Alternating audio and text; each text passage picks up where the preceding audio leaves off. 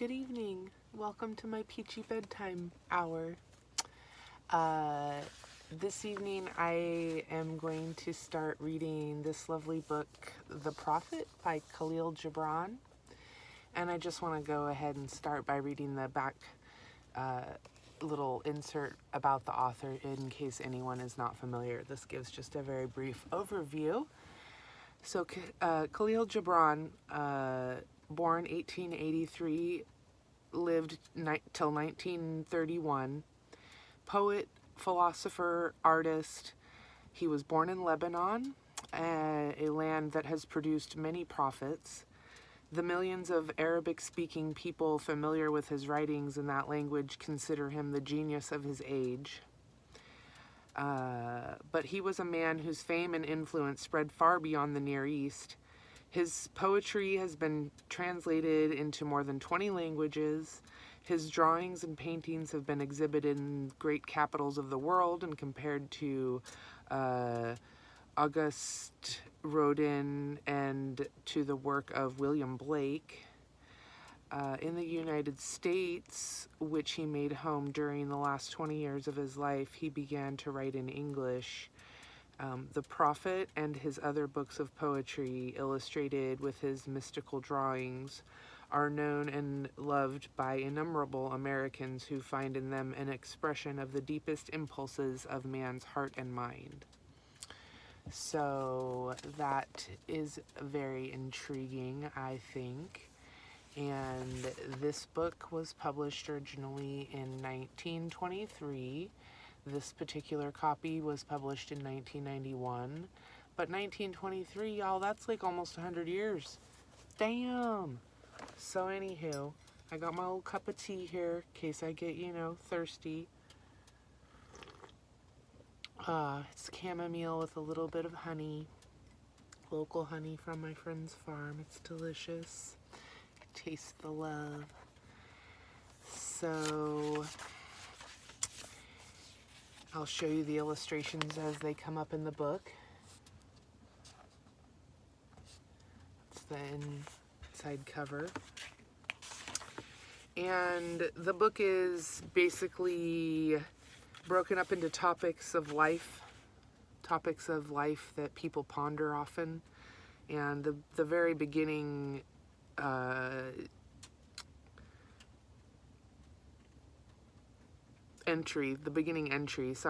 brain melt. The beginning entry is called The Coming of the Ship, and that will lead us into the numerous topics. And I will probably go into reading at least one or two of them after the initial entry here. So let's begin. The Prophet. Al-Mustafa, the chosen and the beloved, who was a dawn unto his own day, had waited 12 years in the city of Orphalese for his ship that was to return and bear him back to the isle of his birth. And in the 12th year, on the 7th day of Elul, the month of reaping, he climbed the hill without the city walls and looked seaward, and he beheld the ship coming with the mist. Then the gates of his heart were flung open, and his joy flew far over the sea. And he closed his eyes and prayed in the silences of his soul. But as he descended the hill, a sadness came upon him, and he thought in his heart, "How shall I go in peace and without sorrow? Nay, not without a wound. Not without a wound in the spirit shall I leave this city. Long were the days of pain I spent within its walls, and long were the nights of aloneness. And who can depart from his pain and his aloneness without regret? Too many fragments of the spirit have I scattered in these streets. And too many are the children of my longing that walk naked among these hills. And I cannot withdraw from them without a burden and an ache. It is not a garment I cast off this day, but a skin that I tear with my own hands. Nor is it a thought I leave behind me, but a heart made sweet with hunger and with thirst. Yet I cannot tarry longer. The sea that calls all things unto her calls me, and I must embark. For to stay, though the hours burn in the night, is to freeze and crystallize and be bound in a mold. Fain would I take with me all that is here, but how shall I? A voice cannot carry the tongue and the lips that gave it wings. Alone must it seek the ether. And alone and without his nest shall the eagle fly across the sun. Now when he reached the foot of the hill, he turned again towards the sea, and he saw his ship approaching the harbor, and upon her prow the mariners, the men of his own land. And his soul cried out to them, and he said, Sons of my ancient mother, you riders of the tides, how often have you sailed in my dreams? And now you come in my awakening, which is my deeper dream. Ready am I to go, and my eagerness with sails full set awaits the wind. Only another breath will I breathe in this still air, only another loving look cast backward. And then I shall stand among you, a seafarer among seafarers. And you, vast sea, sleepless mother, who alone are peace and freedom to the river and the stream. Only another winding will this stream make, only another murmur in this glade, and then shall I come to you, a boundless drop to a boundless ocean. And as he walked, he saw from afar men and women leaving their fields and their vineyards and hastening towards the city gates. And he heard their voices calling his name and shouting from field to field, telling one another of the coming of his ship. And he said to himself, Shall the day of parting be the day of gathering?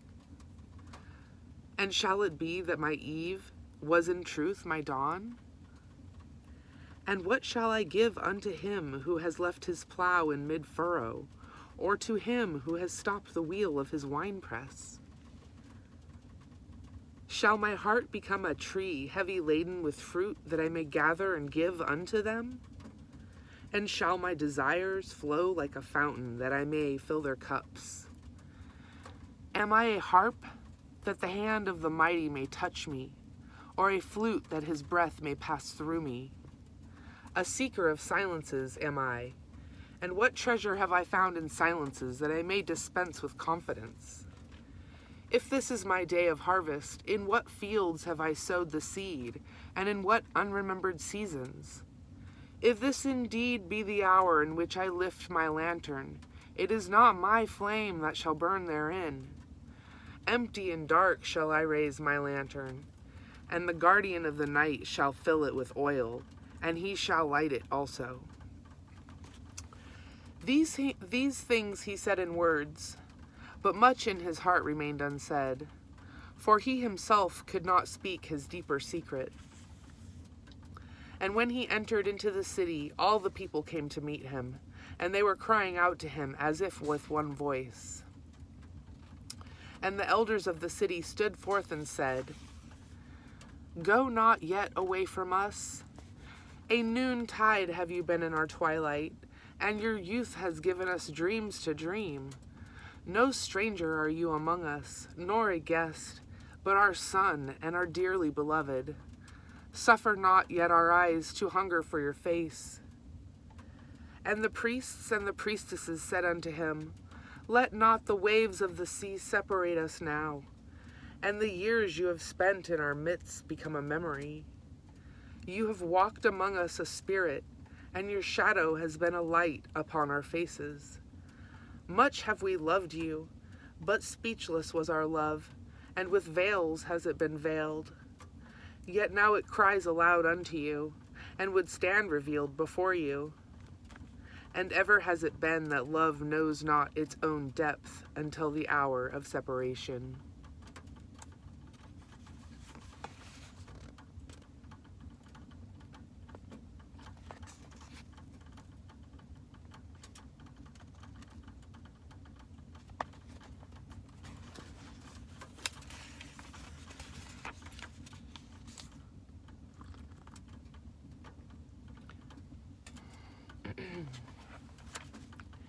And others came also and entreating him, but he answered them not. He only bent his head, and those who stood near saw his tears falling upon his breast. And he and the people proceeded towards the great square before the temple. And there came out of the sanctuary a woman whose name was Almitra, and she was a seeress. And he looked upon her with exceeding tenderness, for it was she who had first sought and believed in him when he had been but a day in their city. And she hailed him, saying, Prophet of God, in quest of the utmost, long have you searched the distances for your ship, and now your ship has come, and you must needs go. Deep is your longing for the land of your memories, and the dwelling place of your greater desires. And our love would not bind you, nor our needs hold you. Yet this we ask ere you leave us, that you speak to us and give us of your truth. And we will give it unto our children, and they unto their children, and it shall not perish. In your aloneness you have watched with our days, and in your wakefulness you have listened to the weeping and the laughter of our sleep. Now therefore, disclose us to ourselves, and tell us all that has been shown you of that which is between birth and death. And he answered, People of Orphalese, of what can I speak save of that which is even now moving within your souls?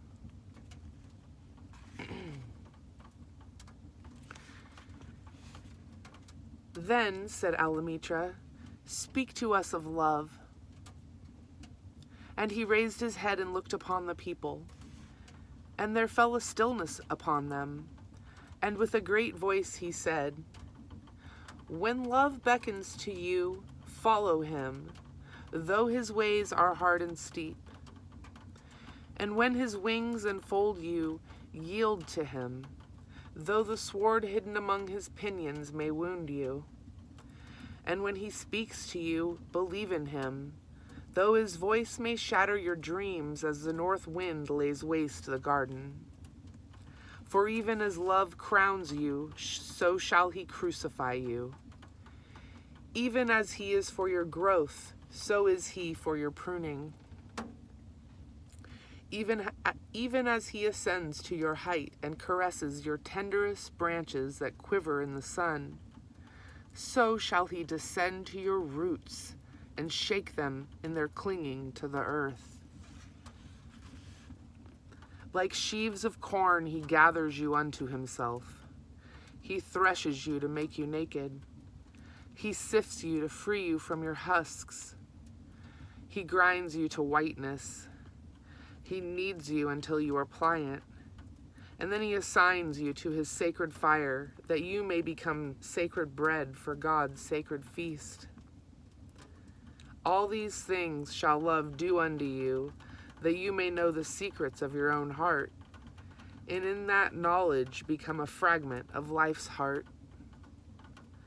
But if in your fear you would seek only love's peace and love's pleasure, then it is better for you that you cover your nakedness and pass out of love's threshing floor into the seasonless world where you shall laugh, but not all of your laughter, and weep, but not all of your tears.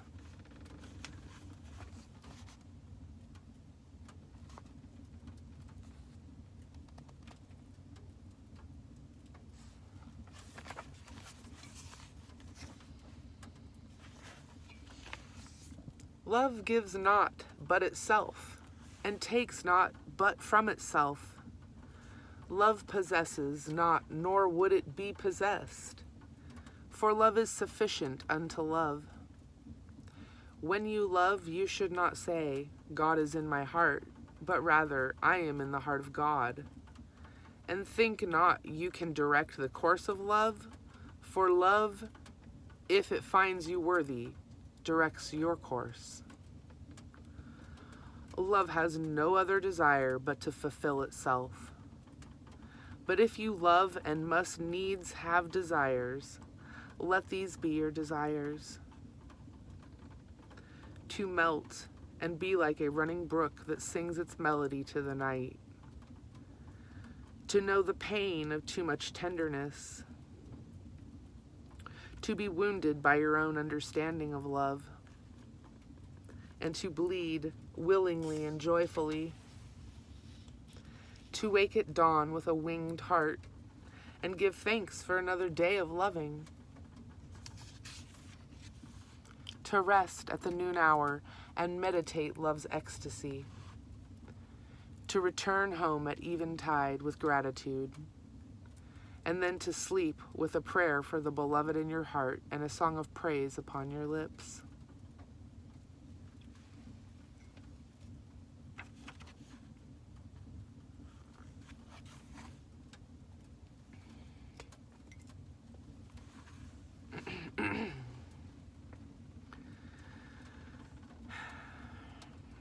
Then Alamitra spoke again and said, "And what of marriage, master?" And he answered, saying, "You were born together, and together you shall be forevermore. You shall be together when the white wings of death scatter your days. Aye, you shall be together even in the silent memory of God. But let there be spaces in your togetherness, and let the winds of the heavens dance between you. Love one another, but make not a bond of love. Let it rather be a moving sea between the shores of your souls. Fill each other's cup, but drink not from one cup. Give one another of your bread, but eat not from the same loaf. Sing and dance together and be joyous, but let each one of you be alone.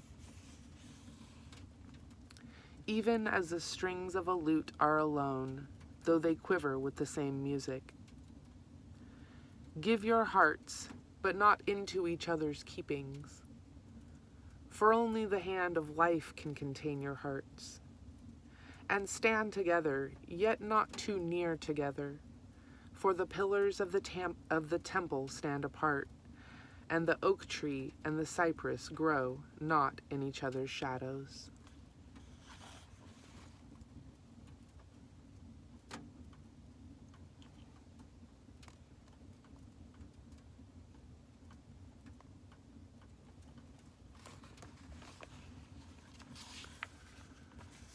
We have time for one more little entry. Let's see.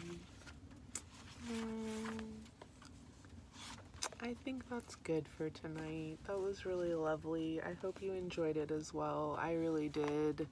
And there's many more to go, so I'll probably just keep this up for the next several nights until I get through this because it's just delicious to me. All right, my dears, it has been lovely spending this time with you before bed, and I bid you sweet dreams, and I'll see you in the morning. Good night.